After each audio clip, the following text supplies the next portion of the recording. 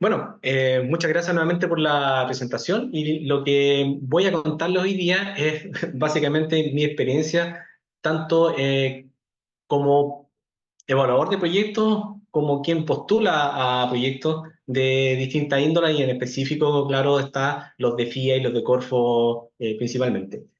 Lo he querido titular esto de experiencia y lecciones aprendidas porque efectivamente hay experiencias que son buenas, malas, y mi idea es poder compartirlas hoy con ustedes. Antes sí, contarles un poco quién soy yo, ya han hecho una pequeña introducción, pero contarles un poco que trabajo en estas áreas de desarrollo, que son básicamente robots móviles para la agricultura, este concepto de Internet de las Cosas, que es básicamente monitorear parámetros en campo, transmitirlos a una plataforma y tener la información ahí para la toma de decisiones. Y máquinas inteligentes en específico, que es como un paso intermedio entre la maquinaria agrícola convencional, digamos, y los robots. Creemos que es una etapa de transición que vamos a tener que vivir y por eso estamos trabajando en esa línea de investigación en específico.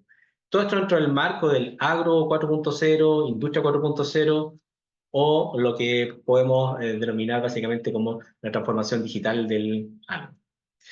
Proyectos, como les decía, enfocados principalmente a cuestiones como control de malezas, caracterización de cultivos, aplicación selectiva de plaguicidas, en general proyectos que apuntan a hacer digitalización, como les mencionaba, e incorporar los robots en un futuro cercano a nuestros campos. En específico, como les decía, pequeños robots, o no tan pequeños, se debe tener como 1,5 metros por 1,5 metros más o menos, para hacer control de maleza en específico.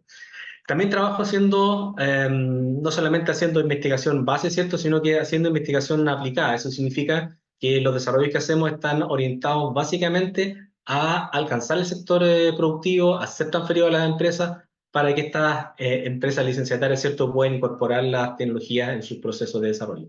Hacemos normalmente desarrollos a la medida, es decir, alguien nos llega con un problema, nos cuenta sus dolores, y nosotros identificamos una trayectoria en la que los acompañamos desde la postulación a los proyectos hasta, en este caso, ya la licencia final de un determinado producto. Como pueden ver, ahí ya está la versión comercial de ese dispositivo para medir firmeza en frutas en específico. En proyecto creo que debo llevar unos 20 años, tanto como evaluador, como les decía, como de revisor. En específico para proyectos Fondé, Fondesit, Fondequip, del FIA, las distintas líneas de Corfo. Y entre los internacionales está básicamente proyectos para la Unión Europea, Colombia, Perú, Uruguay, Ecuador, Bolivia, puede que se me quede alguno, pero eso es básicamente mi experiencia internacional. Bueno, con respecto a lo específico que nos convoca hoy día, la experiencia en postulaciones a proyectos, de las buenas, las malas y las feas. Espero poder contarles las tres. Las buenas, bueno, hemos podido identificar que hay un cierto denominador, un patrón común entre los proyectos que nos hemos adjudicado. Fíjese que cuando los proyectos están preparados en cuanto a las bases del concurso aparecen, tenemos más o menos un 10% de probabilidad de aprobación. Esto es porque no hemos identificado correctamente el instrumento o porque sencillamente nos comió el tiempo, que suele suceder. En la segunda, bueno, proyectos preparados desde cero, pero con mucho tiempo de anticipación. Mucho tiempo, en este caso significa unos 6 meses, utilizando como base una postulación que hicimos el año anterior y que fue rechazada, por ejemplo. Ahí las probabilidades aumentan a casi un 40% en sentido positivo, ¿cierto?, de poder aprobar. Ahora, proyectos que son preparados en base a postulaciones anteriores, iniciando el trabajo en cuanto aparece la nueva base, otro 40% de probabilidad de aprobación. ¿Sí? Es decir, yo tomo las bases del año anterior y las uso como referencia. Las bases de los concursos mm, cambian por los años, cambian los énfasis incluso. Entonces, si yo me baso en las anteriores y comienzo a trabajar con esas bases y luego me cambio a las bases nuevas en cuanto aparecen, también la probabilidad es bastante alta de aprobación. Ahora, proyectos postulados a una convocatoria y después que yo los tomo, los ajusto, los amoldo para enviarlos, por ejemplo, de FIA a Corfo, la probabilidad en realidad es bastante más baja porque uno suele intentar forzar el instrumento para que calce con lo que quiere postular. Así que ahí la probabilidad es bastante menor. ¿Quiénes conforman un equipo de trabajo cuando estamos haciendo este tipo de postulaciones? bueno, normalmente el ingeniero, el técnico en la materia, el que conoce cuál es el problema, el que conoce la solución.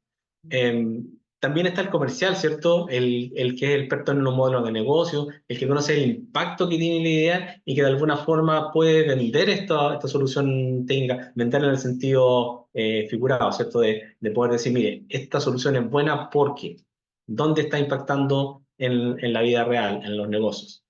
Está luego el ingeniero de proyecto, que es el que escribe bonito, el que traduce esto que tanto el ingeniero como el del modelo de negocio han plasmado, ¿cierto? Y lo traducen esto en lenguaje Corfo, es decir, o lenguaje FI en este caso, ¿cierto?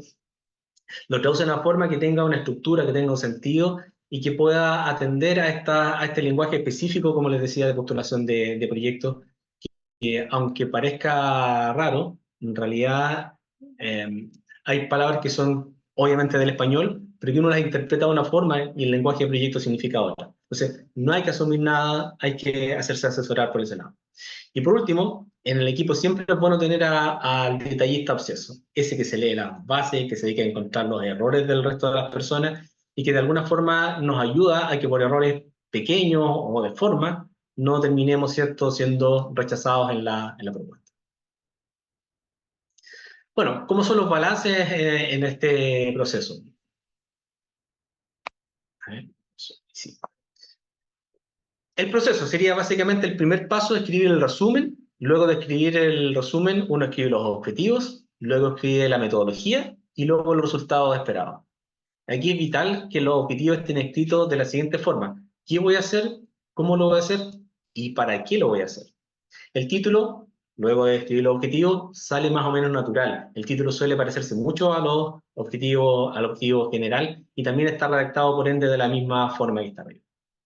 Luego, uno normalmente debe escribir en la mayoría de los proyectos, ¿cierto? Debe escribir cuál es el problema y declarar de ese problema macro que uno ha identificado qué parte del problema es el que se espera resolver. Es decir, típico que digo, mire, el problema es la escasez de agua y lo abordo como si mi proyecto fuese a resolver el problema de la escasez de agua en Chile.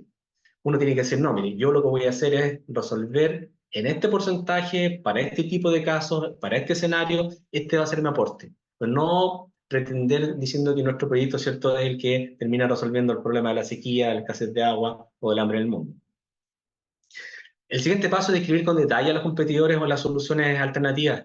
En la medida en que uno conoce su competencia, conoce cuáles son las soluciones, su propuesta se ve más fortalecida porque uno es capaz de encontrar los elementos diferenciadores que hay con respecto a los competidores o a esas alternativas y no genera comparativas que son falsas. Es decir, y yo intento inflar lo bueno que es mi propuesta tratando de hacer que las otras parezcan que son inferiores. La verdad de las cosas es que si uno simplemente describe cuál es el estado del arte, describe cuáles son los competidores, cuáles son las soluciones y dónde es el que uno va a hacer el aporte, el revisor eso no entiende. Es porque en el fondo, nuevamente, uno rara vez aparece con ideas que son revolucionarias, ¿cierto? Y que no existen en el mercado y que uno, por lo tanto, va a tener una diferencia del cielo a la tierra con su proyecto. Normalmente los proyectos son incrementales, es decir, yo mejoro lo que ya existe en un aspecto o en varios aspectos determinados, pero tengo que ponerlo, es decir, tengo que ser capaz de reconocer a mis competidores. Cuantificar de modo realista el impacto que tiene el proyecto. Ya les decía, es decir, yo no voy a acabar con la sequía en Chile en una temporada. Lo que yo puedo decir es que voy a apoyar a que haya una eficiencia, un aumento de un 5% anual en tales o cuales escenarios y ser realista entonces con el impacto que tiene, no solamente en estos indicadores que estoy diciendo, sino que además en la escala a la que voy a impactar. Puede que mi impacto sea solamente regional, no necesariamente tiene que ser nacional, o si efectivamente mi solución está pensada para el mundo, bueno, tengo que ser capaz de cuantificar aquello. Luego uno distribuye las soluciones al equipo esperando la retroalimentación, ya les decía, del obseso, del técnico, del que escribe bonito y del ingeniero de proyecto. Esa parte del proceso nunca puede faltar porque es complementario y eso ayuda a que el proyecto tenga un hilo conductor, sea coherente, ¿cierto? Y que no queden simplemente párrafos como escritos o capítulos escritos por separado. Se nota mucho cuando no hay coherencia, cuando no hay consistencia, cuando se repartieron el trabajo, ¿cierto?, entre el comercial y el de la solución técnica. Así que hay que tener un balance entre lo técnico y lo económico cuando uno hace la presentación. La solución técnica, por buena que sea, no es suficiente. Uno tiene que ser capaz de cuantificar el aporte que tiene al interior de la empresa o el impacto que tiene el proyecto al nivel nacional, regional o internacional, eventualmente. Bueno, de las experiencias malas, es decir, de proyectos que son rechazados, les puedo contar que lo normal es que cuando el proyecto está hecho a la rápida y uno no lee las bases o usa bases del año anterior, suele fallar, suele equivocarse porque son demasiados aspectos que hay que chequear, ¿cierto? Para estar coherente con las bases. Nunca asumir que las bases son iguales a las del año anterior. A veces las bases son las mismas, pero hay una resolución del año en curso que las modifica y es un documento aparte que modifica esas bases específicamente. No adjuntar todos los documentos, ¿cierto? Es decir, no poner las cartas de apoyo o que no subimos la planilla en Excel. Suelen ser cosas que ocurren con mucha frecuencia. Planillas de costos incompletas. En esto, ¿cierto? Si la planilla no está completa, mejor ni siquiera intentar subirlo, porque una planilla incompleta es causal inmediatamente de quedar fuera de base. Otro aspecto importante en los proyectos que son rechazados son proyectos que están fuera del foco de la convocatoria. Es decir, si el proyecto, por ejemplo, perdón, el concurso, el fondo, está pensado para resiliencia al cambio climático y yo tengo una idea que en realidad no calza mucho, pero la intento vender de alguna forma para poder conseguir el dinero, suele quedar fuera de base rápidamente, ¿cierto? Porque es uno de los primeros filtros que tiene que pasar. Otro muy, muy importante, diría yo, es el no identificar el problema a resolver. Es decir, aquí suele pasar que cuando uno declara el problema, identifica a veces aspectos, características del problema, pero no dice en realidad cuál es el problema específico que uno va a resolver. Eso es clarísimo. Aquí no hay que cometer este error de estar intentando resolver el problema equivocado. Ejemplo de aquello, cuando digo que voy a resolver el problema de la sequía, en realidad yo no resuelvo el problema de la sequía. Lo que suelo hacer, ¿cierto? Suelo generar ideas o proyectos que lo que hacen es aumentar la eficiencia del agua y con eso contribuyo, ¿cierto?, a mitigar los efectos de la sequía, pero yo no resuelvo la sequía. Entonces, no es semántica, esto es identificar bien el problema que se quiere resolver, porque la solución tiene que estar acorde al problema que digo que voy a resolver. Como les decía antes, desconocer o subestimar la competencia. No hay peor proyecto en donde dicen no tengo competidores. Siempre hay un competidor. Siempre hay un producto que si no es igual es un sustituto. Y como es un sustituto, yo tengo que ser capaz de describirlo y decir cuáles son las ventajas y desventajas que tiene frente a lo que yo estoy haciendo, ofreciendo como idea. Es decir, si no hay uno que es igual, que no está en la misma categoría, al menos es una forma en la que se está supliendo el- la necesidad o el problema que yo quiero resolver. Así que eso es también fundamental por identificar a estos competidores que podrían parecer no competidores directos, pero que si bien es cierto, no son competencia directa, son quienes están de alguna forma resolviendo el problema que yo estoy atacando. Ya les decía antes, problemas que son, o proyectos que son muy ambiciosos, estos proyectos que apuntan a resolver el hambre del mundo en 2 años y con 100 millones de pesos. Esas cosas hay que ser explícito, uno tiene que decir cuál es el alcance que tiene el proyecto, hasta dónde uno espera llegar con él mientras lo está ejecutando, y eso hay que ser realista. No por ofrecer más, tengo más posibilidades de ganarme el proyecto. Es todo lo contrario, si ofrezco demasiado, un revisor experimentado va a decir, en estos plazos y con ese dinero no es posible. ¿Qué otros tipos de proyectos son rechazados? Bueno, los que tienen poca novedad, es decir, que normalmente por desconocer al mercado y desconocer a los competidores se proponen soluciones que ya están disponibles y por lo tanto esos proyectos son rápidamente desechados. El no buscar soluciones internacionales. A veces las soluciones efectivamente no hay soluciones en el mercado nacional, pero sí están disponibles fuera. Y uno tiene que ser capaz de reconocer que eso efectivamente ocurre y decir y explicar cuáles son las ventajas o desventajas que tiene el que yo simplemente importe ese problema, perdón, ese producto y con eso resuelva el problema. A veces son simplemente problemas de escala. La máquina existe fuera del país, pero cuesta 200 millones de pesos porque está pensada para unos volúmenes que no se adaptan a la realidad del proyecto que yo quiero ejecutar. Por otra parte, hay que considerar que la evaluación, perdón, quien evalúa el proyecto es un experto en el tema y por lo tanto va a conocer las palabras clave, va a saber qué buscar, va a encontrar soluciones alternativas y va a calificar en consecuencia. Es decir, no hay que omitir información porque el revisor normalmente va a encontrar, ya les decía, es alguien que es experto en la materia. ¿Qué más? Se debe declarar la escala de la novedad. Por ejemplo, yo tengo que decir si es regional, nacional o internacional. Y yo puedo ser enfático cuando estoy haciendo mi postulación a que la innovación es de carácter regional. No pretendo competir con las soluciones internacionales o las nacionales. Esto probablemente es evidente, me va a dar menos puntaje porque es menos novedoso. Pero si yo estoy diciendo que mi alcance es regional, entonces tiene sentido que la innovación tenga carácter regional. Proyectos presentados a fondos de innovación en los que el producto o servicio ya existe y solo se busca reducir el costo de fabricación o de distribución. Para explicarlo claro, el producto perdón, existe en el mercado nacional y yo quiero crear el mismo producto, pero quiero producirlo más barato. Eso normalmente no hay financiamiento para ese tipo de proyectos porque carecen de novedad. Entonces van a tener muy poco puntaje en ese aspecto.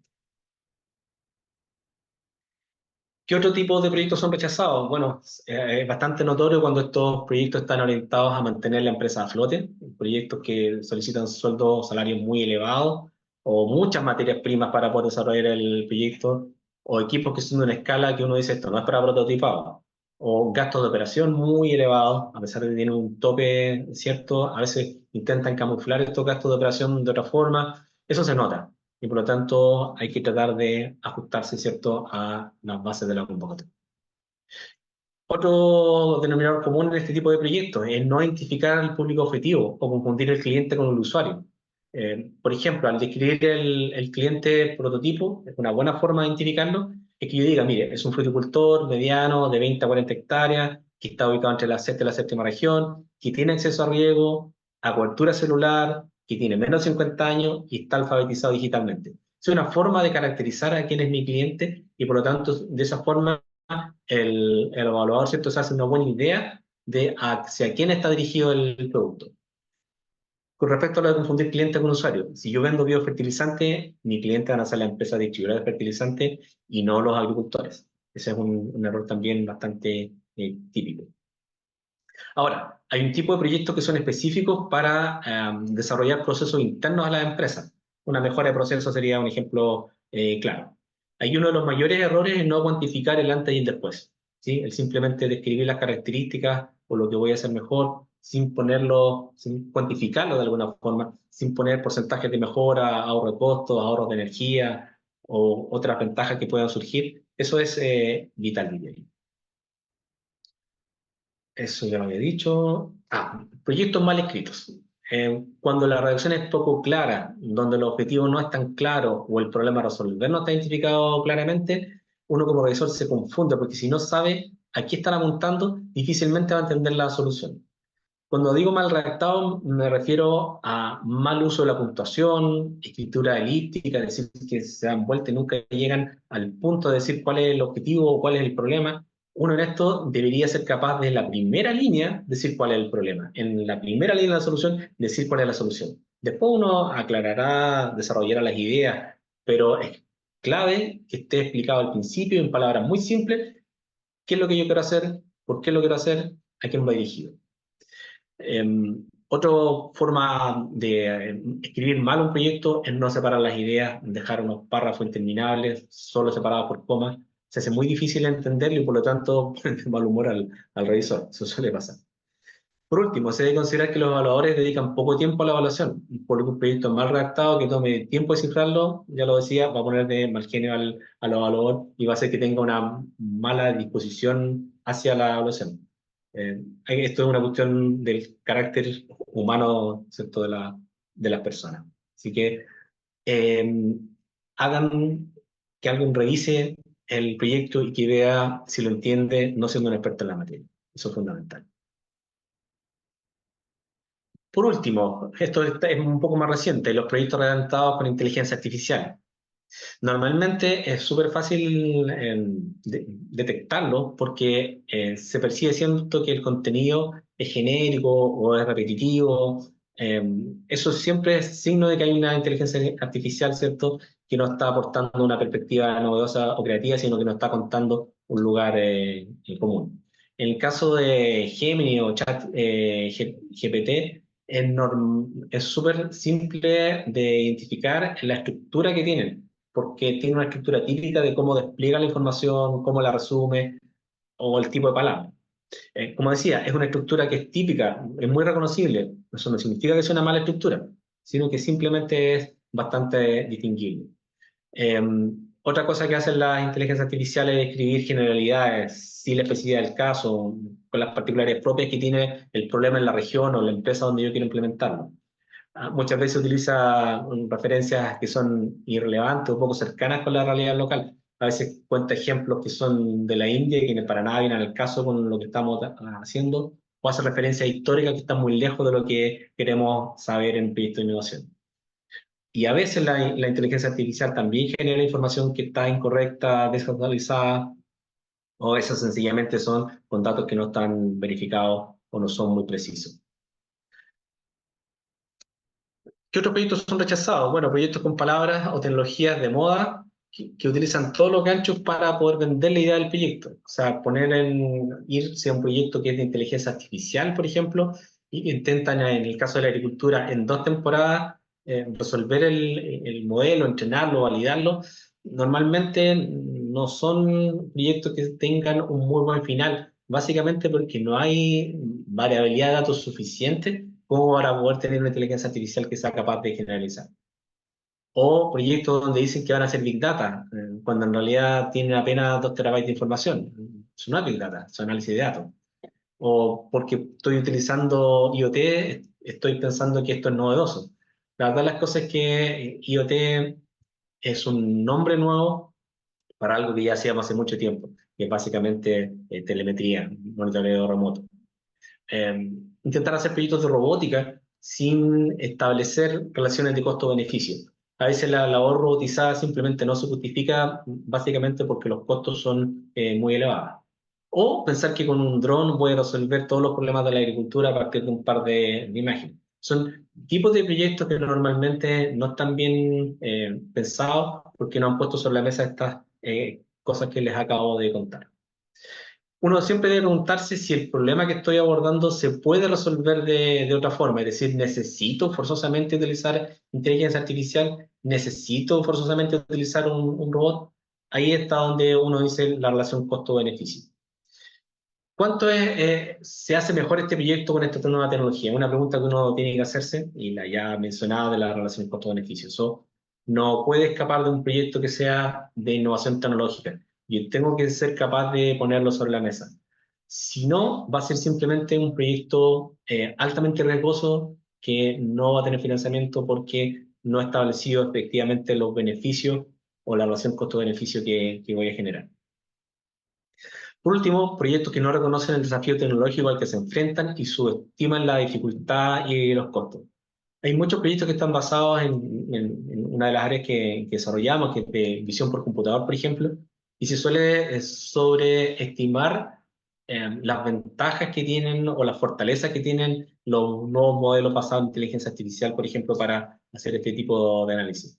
Estos proyectos normalmente son complejos, requieren muchos años de datos, como les decía, y estos proyectos tienen unas capas de profundidad que si uno no las ha analizado, si no se ha hecho asesorar, suele, cierto, subestimar el costo que va a tener en horas hombre o en años finalmente de resolución.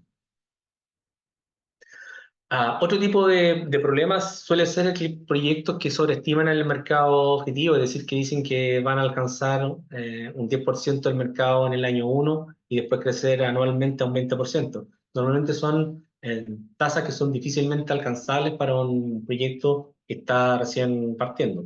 No digo que no los haya en este tipo de proyectos, pero es bastante difícil que así sea.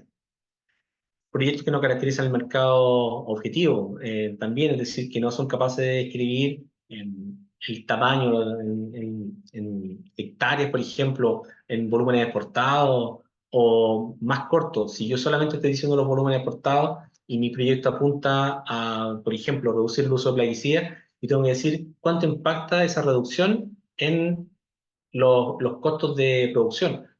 Así que el otro dato que eran de millones de toneladas exportadas no aporta mucho. Entonces, hay que reconocer específicamente al mercado que estoy apuntando, caracterizarlo, describirlo y decir cómo mi solución aporta y cuantificar ese aporte. Frases como mi mercado son los 20 millones de chilenos. Normalmente eso no es así, habrá que definir el segmento al cual estoy apuntando y caracterizarlo de forma adecuada. O frases como cubriremos las 1,2 millones de hectáreas bajo riego en Chile. No, eso no es mi mercado. Ese podría ser, uno lo podría definir como mi mercado potencial máximo si es que no hubiera ningún competidor. Por eso digo, hay que aterrizarlo. Y hay que pensar, cuando uno establece estos porcentajes de crecimiento, que la competencia no se va a quedar estática, que algo va a hacer, y por lo tanto, estos porcentajes de crecimiento no pueden ser números muy felices. Recomendaciones generales. Ahí sí, no sé si saltó algo, pero no, no está. Está bien, Cristian, está en recomendaciones generales. Perfecto, muchas gracias. Hay que ver el calendario de las convocatorias de Corfo y de FIA con anticipación. La idea es saber cómo es el calendario anual y estar preparado para aquello. Uno puede ir a Corfo o a FIA y pedir que le recomienden un fondo específico para que se ajuste a la idea que uno tiene de proyecto. Hay que leer las bases, eso es inevitable, leerlas con forma concienzuda y luego preguntar. Preguntar a FIA, preguntar a Corfo, intentando resolver las dudas que uno pueda tener. No hay que asumir que uno conoce los conceptos o el lenguaje de proyectos, porque ahí pueden tener otro significado. A mí creo que me pasó, por ejemplo, con desafío tecnológico. Bueno, también está uno de los ejemplos típicos, producto mínimo viable. Estas son definiciones y por lo tanto uno tiene que atenerse a la definición cuando está respondiendo a la pregunta de cuáles son estos desafíos o cuál es mi producto mínimo viable y no entenderlo simplemente del español coloquial. Son definiciones y uno tiene que responder a esas definiciones que tiene Corfo en específico. Así que hay que aprender a hablar el lenguaje Corfo. Y como les decía, FIA utiliza el mismo lenguaje y por lo tanto esto de aprender qué es lo que un TRL o un PMW son cosas que uno tiene que manejar. Hacer su glosario con estas palabritas es súper indicado. Asesorarse por universidad o consultora, hay que postular en conjunto, hay que aprender este proceso. Y una vez que uno aprende cómo postular, vuelve a repetir, mejora el proyecto que tenía en base a las correcciones que le hicieron y vuelve a la siguiente convocatoria con su proyecto mejorado. Hay que preparar los currículum para la propuesta. No es bien visto que sean currículum genéricos. Yo no sirve que ponga todos los proyectos en los que he trabajado si no tienen relación con el área en la que estoy intentando postular el fondo. Hay que demostrar la experiencia en el tema. Eso es lo que hay que declarar. Y si uno no la tiene o la empresa no la tiene, se subcontrata. Y así, de esa forma, se forma un equipo que es un equipo apto para este tipo de postulación. Así que, bueno, no hay que esperar ganar en la primera oportunidad, hay que ser súper perseverante, hay que prepararse y tener empatía. Piensen ustedes, van a invertir 200 millones en un proyecto en el que no se conocen a las personas, solo hay un currículum ahí de por medio. Es decir, uno tiene que ser capaz de preparar el proyecto de la forma más robusta posible, entendiendo que estos son impuestos de todos los chilenos y que por lo tanto esa plata tiene que estar bien invertida. Por lo tanto, uno tiene que dar de alguna forma garantías, certeza de que el proyecto va a llegar a un buen puerto. No ofreciendo, como les decía, más de lo que uno puede hacer en el tiempo y con el dinero disponible, pero mostrando que uno efectivamente va a dar buen uso a ese dinero. Uno no postularía, perdón, no pasaría, ¿cierto? No invertiría 200 millones de pesos en un proyecto en el que no se entiende bien qué es lo que se quiere hacer y solamente hay una solución ahí de por medio que normalmente no se ajusta a la realidad.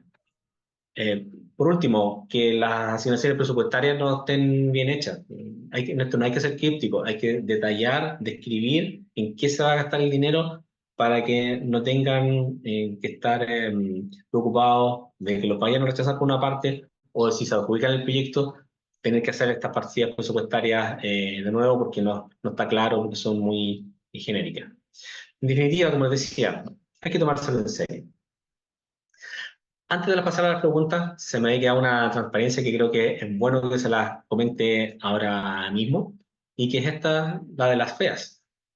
¿Qué experiencias me han pasado como alguien que postula a proyectos o experiencias de algunos de mis conocidos que participan de este mismo ecosistema, de cosas que han fallado? Algo tan simple como equivocarse en la fecha de cierre, de confundir el día, confundir el mes, confundir la hora de cierre de la mañana con la tarde. Créanme, esto es mucho más frecuente de lo que debería ser. Enviar versiones antiguas de los formularios. A veces uno como les decía, postula una convocatoria, crea un archivo, no sé, con la carta Gantt y se equivoca en la nueva postulación y sube el mismo antiguo. O antiguo en el sentido de que no es la última versión, sino que es la versión de hace una semana. No es la versión final 2.0, sino que era la versión final nomás la que subió. Enviar versiones anteriores de la propuesta, si yo lo acabo de decir, cambiar el título de la propuesta. A veces uno finalmente cuando termina de escribir el proyecto se da cuenta que el título quizás no era el mejor y lo cambia. ¿Cuál es el problema? Y todas las cartas de respaldo y el resto de los formularios están con el título anterior y ya no alcanzan a modificar. Así que deja el título como está. Si lo va a cambiar, hay que cambiarlo con mucho tiempo y cerciorarse que todos los documentos lleven exactamente el mismo título. A mí me pasó en una oportunidad, cambié un D por un N y quedé fuera de base. Equivocarse de base, eso suele pasar. A veces hay convocatorias que tienen un apellido. No sé, son, por ejemplo, de valida asociativo, otros son los empresariales. Uno a veces se confunde, descarga las que no son y termina enviando un proyecto a un fondo que no corresponde. Otra cosa típica, subir los valores en pesos cuando en realidad las bases pide que vayan en miles de pesos. Esperar hasta el último minuto para subir el proyecto. Se suelen colgar los servidores y a última hora ahí uno básicamente está solamente sufriendo. Así que hacerlo con tiempo, intentar hacerlo el día anterior, sé que es difícil, pero es una lección aprendida, yo digo, de las fundamentales. No esperar hasta el último minuto, también nos ha pasado que hemos tenido cortes de luz y hemos tenido que irnos a otro edificio, literalmente a otro edificio, para conseguir un lugar donde hay un generador de respaldo y poder conectarnos a Internet. Ya lo decía, quedarse sin conexión a Internet a veces pasa.